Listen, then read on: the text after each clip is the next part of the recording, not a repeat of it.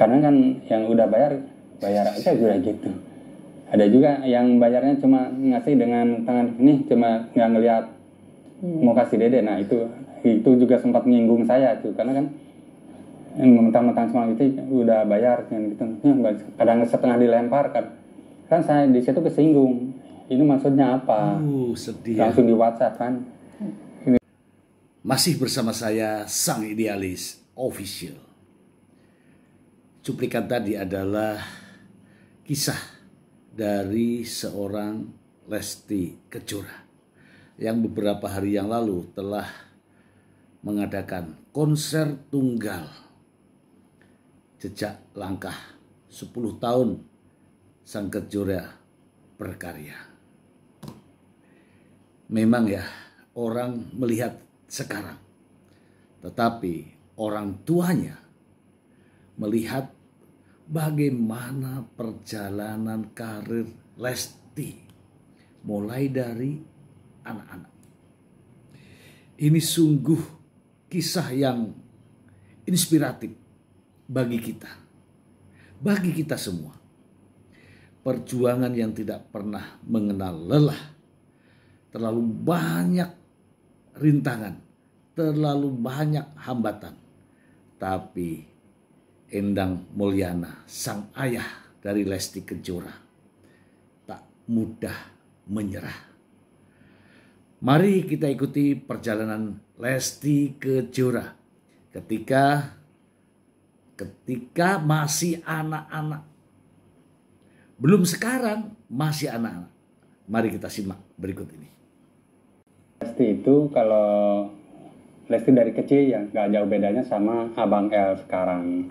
Dia tuh dari kecil, dari umur 2 tahun setengah walaupun masih cadel, dia suka nyanyi-nyanyi, mandi pun nyanyi, kemana-mana. Walaupun suara itu nggak jelas itu artikulasinya gitu. Terus ya dia tuh paling cerewet. Terus kalau misalnya cerewetnya tuh apa-apa pengen rasa ingin tahunya tuh tinggi gitu. Terus kalau misalnya ada lagi misalnya dia tuh rasa mau ngasih apapun sama temennya, misalnya temen sebayanya dia mau ngasih makanan atau apa, terus nggak diterima sama temennya, langsung didorokin temennya, didorong gitu. Malah dia yang kesel, dikasih nggak mau gitu. Ya seperti itu aja, kayak sebenarnya kayak anak-anak yang lainnya normal aja, cuma dia tuh sukanya nyanyi gitu aja. Kita ya karun gitu dari leluhur kita memang ada, terus dari mamahnya juga ada. Cuma kalau kita berdua nggak ada bakat nyanyi sebenarnya. Nggak ada bakat nyanyi, cuma dia mulai kelihatan ya, mulai pokoknya dari umur 2 tahun 3 tahun tuh udah kayak dia tuh hampir semua lagu tuh dihafalin aja walaupun artikulasinya belum jelas gitu. Percis kayak Abang El aja. Kayak Abang El aja lah. Kayak Abang El aja sekarang gitu. Percis gitu. Dia masuk ke TK, masuk ke TK lah, dia masuk ke TK kecil dia. Saya kan waktu itu masih zamannya PCD, terus saya beli kaset kayak waktu itu kasetnya Epi Tamala yang judulnya Rambut. Nah judulnya Rambut dia sampai hafal, nah di situ mulai ketahuannya di situ. Terus kalau PCD zaman dulu kan bisa dinaikin nadanya, turunin nadanya. Nah, saya cobain turunin. Ya itulah ya perjuangan dari Lesti Kejora kecil ya, Lestiani ya. Kita simak lagi. Mulai rajin ngutang CD lah waktu itu. Ngutang setiap ada yang jualan CD saya ngutang gitu. Karena kan waktu itu saya masih kerja sebagai supir help gitu ya. Ngutang terus pulang dari narik baru saya bayar gitu. Setiap ada lagu baru pasti saya beli PCD waktu itu. Dan karena saya pengen supaya dia tuh berkembang tuh. Benar-benar kayak pengen, sebelum itu sih masih belum yakin kalau dia tuh mampu. Nah, setelah dari kaset ke kaset dia mulai, dan lagu juga mulai banyak, dari itunya udah banyak yang hafal. Nah, saya nyoba juga di acara hajatan, pengen saya nyobain anak ini dinaikin ke panggung gitu. Naikin ke panggung, Dan ternyata di panggung juga dia memang kayak di TK aja, enjoy aja nyanyi waktu itu lagu Menunggu, terus lagu apa lu ada lagu dewasa lah waktu. Ya, lagu Melati. Kalau lagu Melati itu cuma dihafalin aja, nggak dinyanyiin di panggung. Kalau yang dinyanyiin di panggung teh itu yang pertama itu Menunggu, paling pertama hafal dia gitu. Nah, emang tidak mudah karena ya bapaknya juga menyadari karena hidup di kampung gitu ya kampung ya di desa lah katakanlah gitu ya. Hajatan itu karena kebetulan waktu itu saya pegang soundnya juga.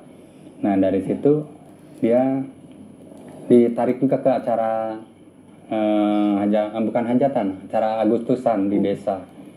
Dan di situ juga masih belum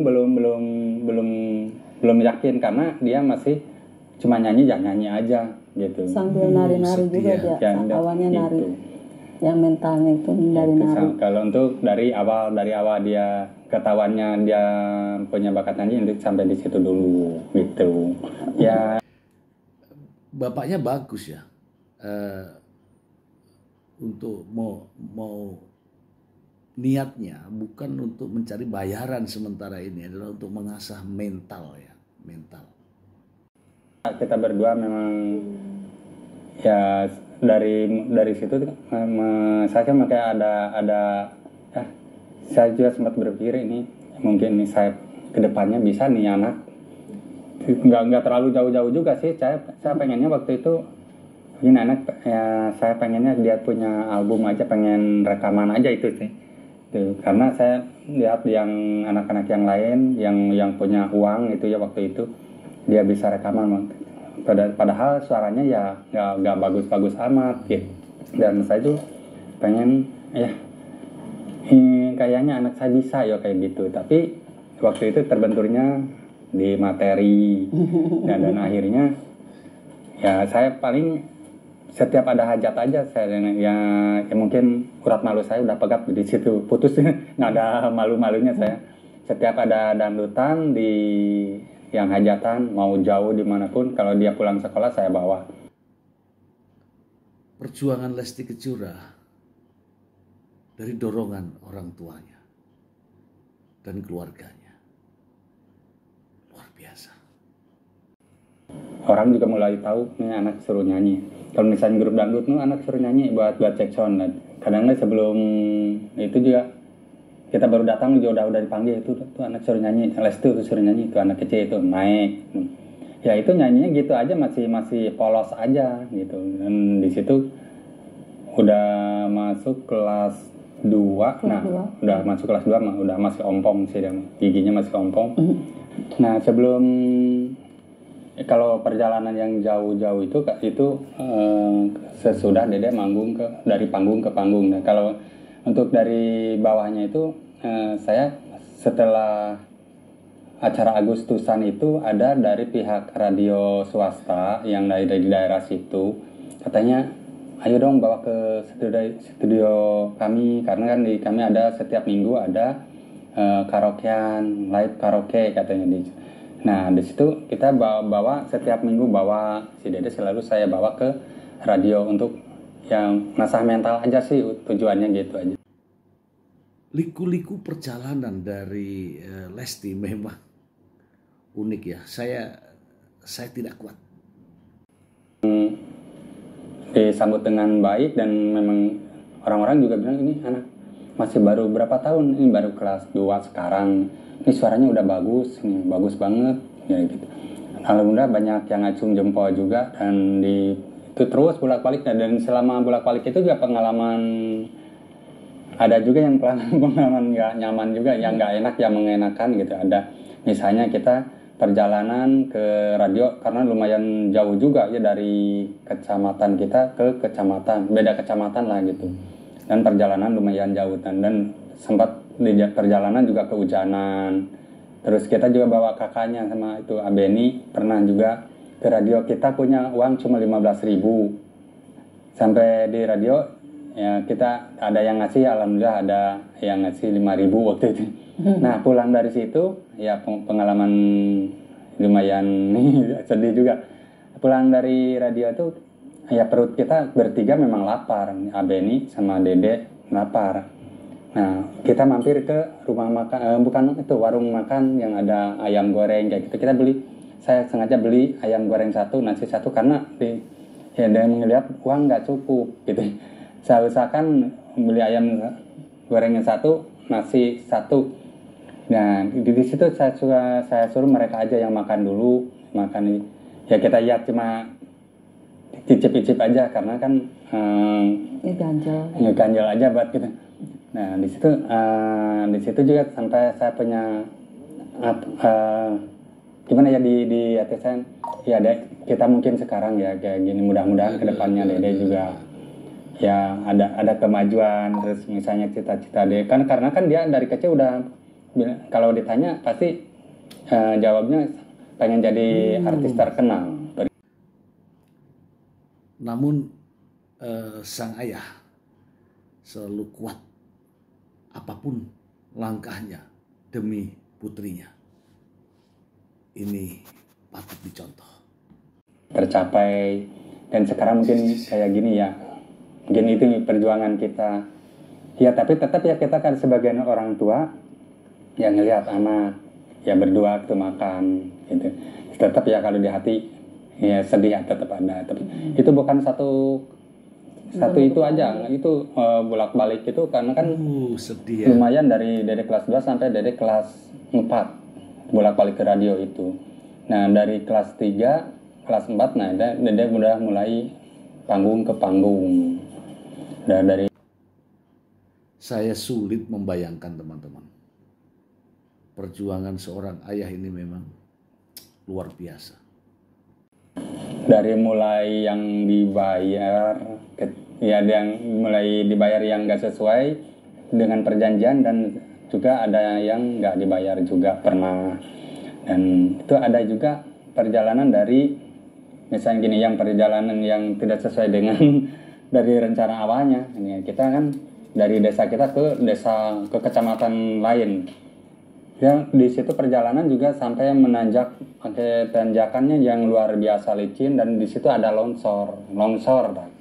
Di situ kita dijanjikan dibayar 75.000 itu 75.000, dan di situ kita ada kecegat longsor, terus motor harus digotong sama mereka, dan kita harus ngasih mereka itu, dikasih 20.000 itu mereka masih kan kita di sini ada 4 orang ya minta nambah lagi, saya kasih 40.000, berarti dari 75 itu tinggal berapa? 35.000 lagi ya kalau ini.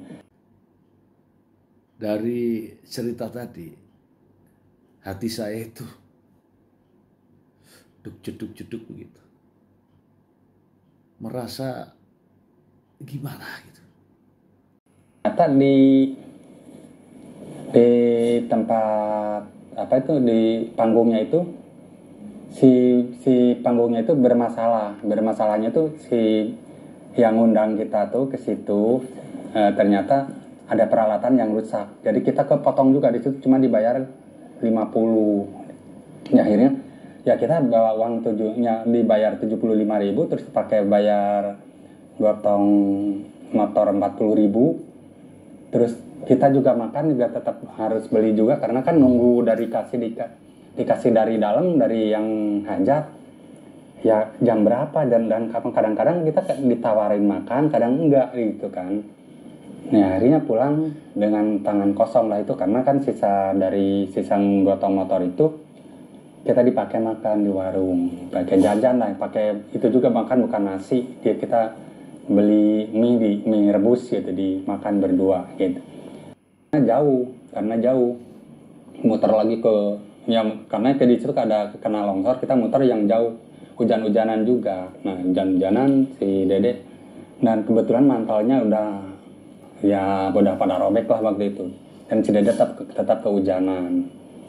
Dan di situ kita makannya kan uangnya cukup buat makan siang. Terus di depan itu ada portal, kalau di kampung pasti ada si portal, di jalan jelek tuh ada portal kita sedangkan kita nggak bawa uang.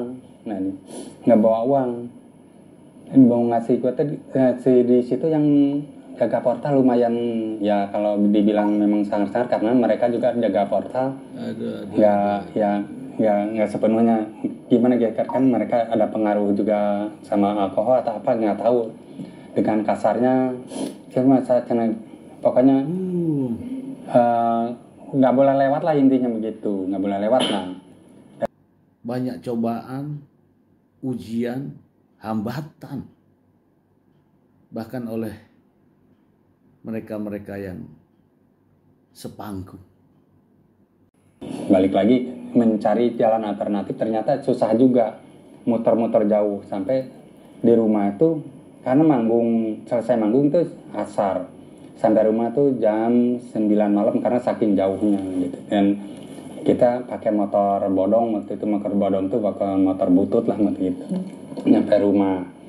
Nah itu satu pengalaman yang satu. Terus pernah juga kita manggung dari nganter yang beda lagi gitu, ke daerah mana itu, yang perbatasan Sukabumi. Itu kita pulang jam pokoknya di perjalanan itu jam 2, karena selesainya itu jam 12 malam, jam setengah 1 lah selesai manggungnya itu. Hujan. Nah itu pulang dari sana, di perjalanan tuh udah jam 2, menunjukkan setengah 2 lah, di tengah-tengah hutan, kalau dikenanya itu Lubang Angkola atau hutan Angkola, antara Angkola itu dari jalan raya menuju ke kampung kita. Nah di perjalanan kita kempes ban. Nah kempes ban itu ya gimana, mana si Dede sepatunya itu pakai sepatu tinggi, hak tinggi waktu itu, karena yang sendal dia pakai di tempat hajatnya itu hilang. Pakai yang akhirnya dia pakai sepatu yang biasa pakai nyanyi gitu di perjalanan. Ya kasihan juga ya.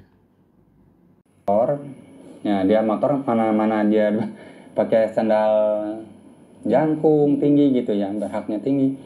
Terus akhirnya dia copot sepatunya sambil ngedorong motor sampai berapa.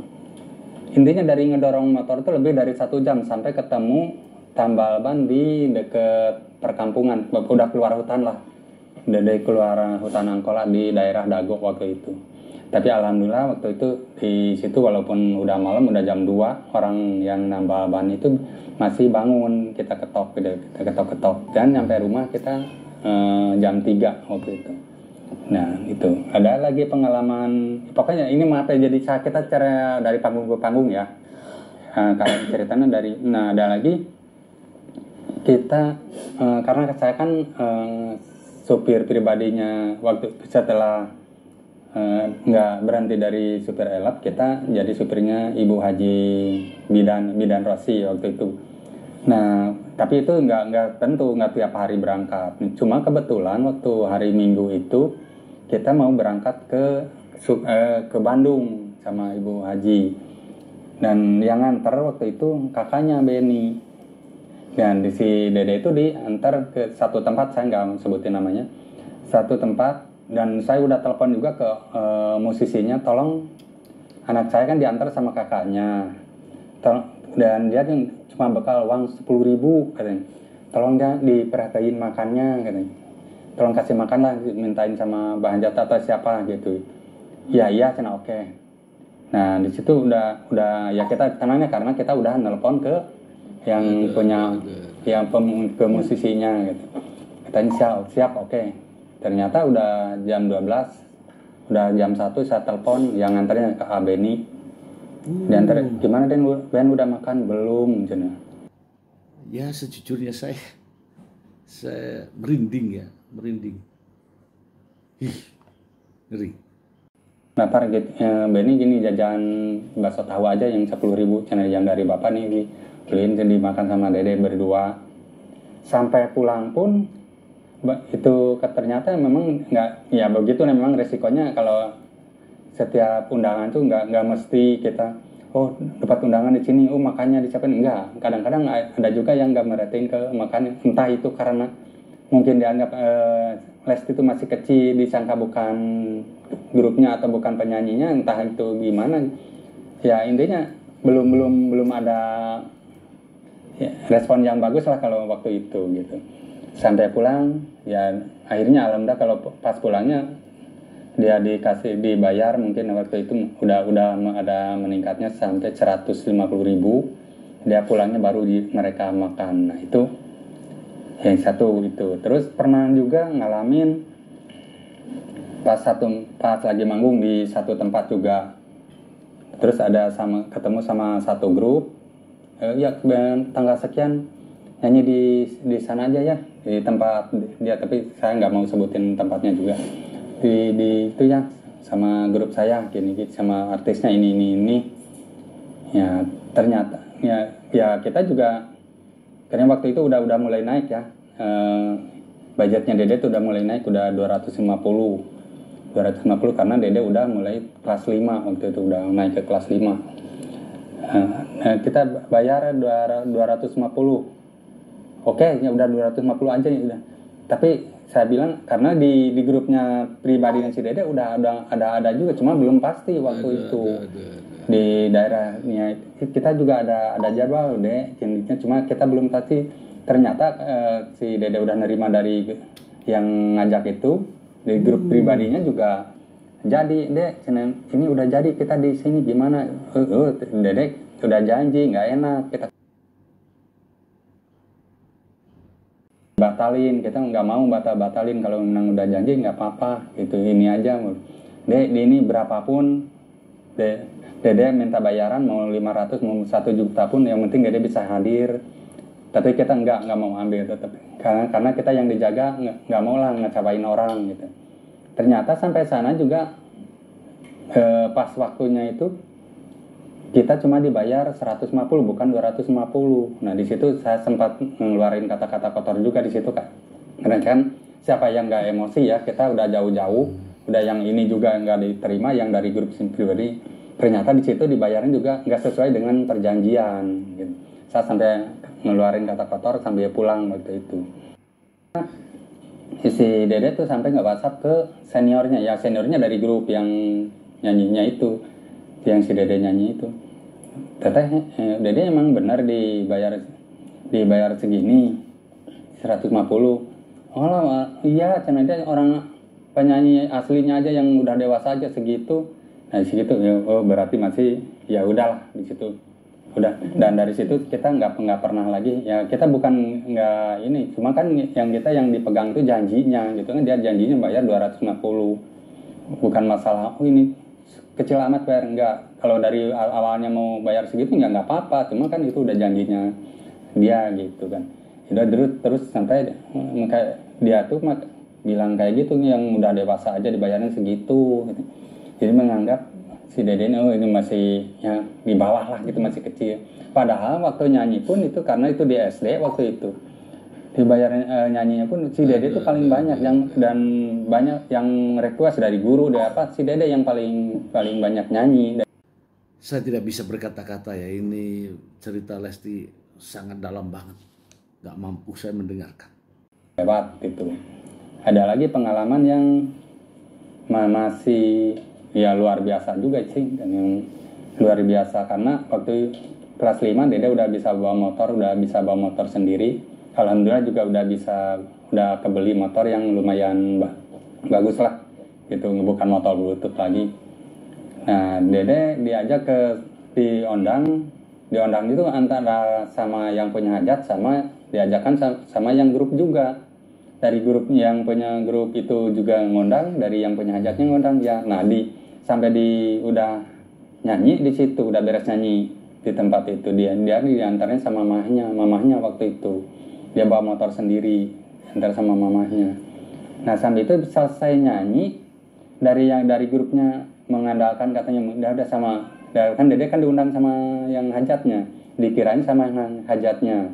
Dari yang hajatnya dikirain dibayar sama grupnya. Ya, akhirnya sampai situ nggak dibayar sama sekali. Nggak polos-polos sama, alhamdulillah dari situ. Nah itu, sampai saya marah ke grupnya di telepon. Oh iya ada.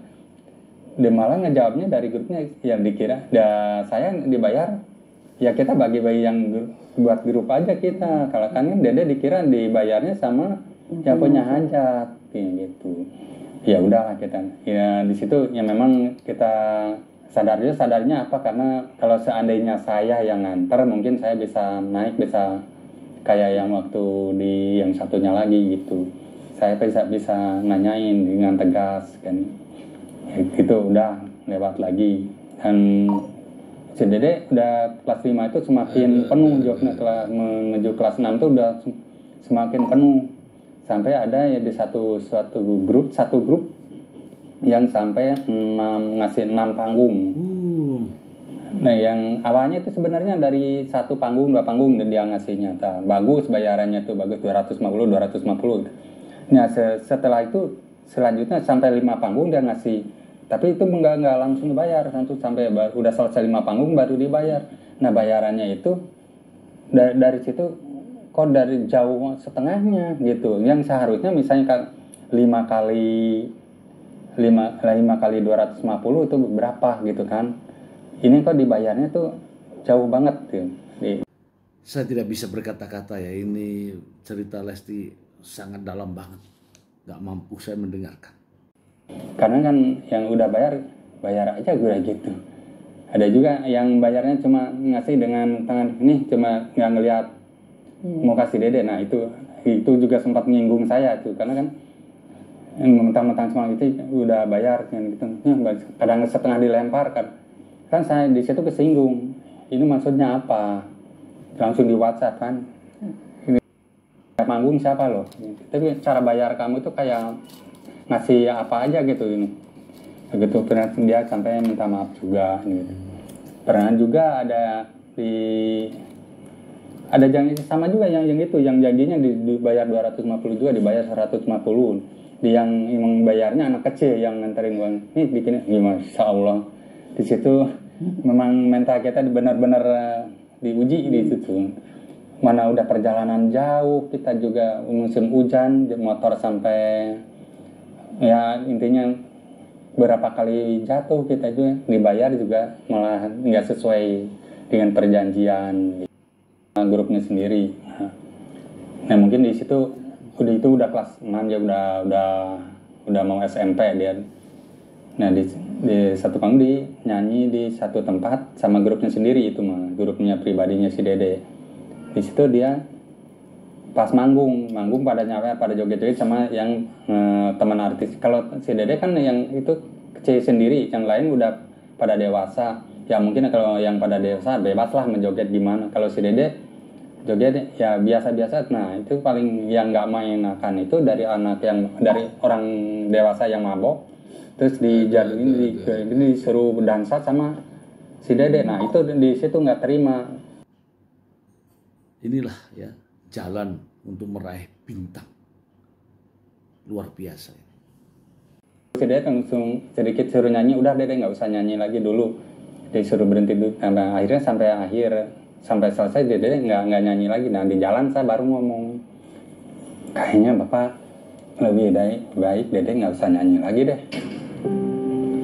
Si Dede di situ kaget, sedangkan cita-cita dia kan yang bikin dia semangatnya juga Bapak.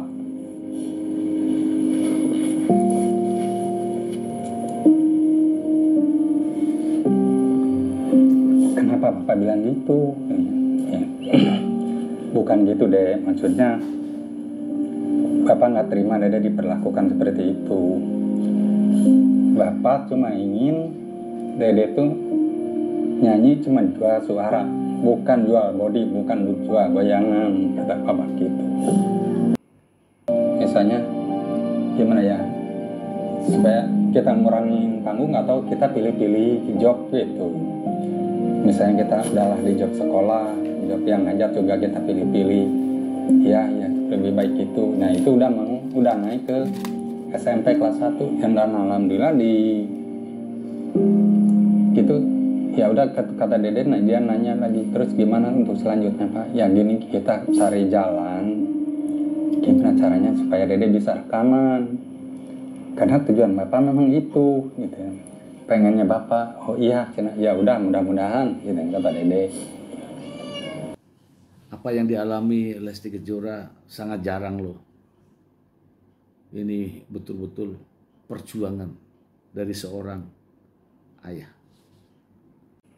Apa itu ada lomba di kelas di SMP ya, itu namanya apa sih nama itu yang pasang diri ya, itu dari antar SMP yang alhamdulillah Dede masuk dari itu juara 1 kabupaten, dan juara dari kabupaten juga alhamdulillah maju ke Jawa Barat lah, ke provinsi alhamdulillah juara 1 juga. Nah dari itu kelas 1 SMP. Dan ada lagi satu yang ketinggalan tadi, yang itu pas Dede ada juga pernah lomba di Dede kelas antar masih SD juga ada. Bukan kelas antar SD.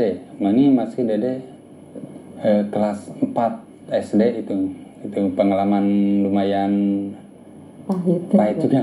Ya, Dede ada suatu produk itu waktu itu satu stasiun TV mengadakan lomba nyanyi sama iklan sampo waktu itu, sponsornya sampo. Dan Dede alhamdulillah waktu itu memang rambutnya panjang, jadi dia terpilih dan dia juara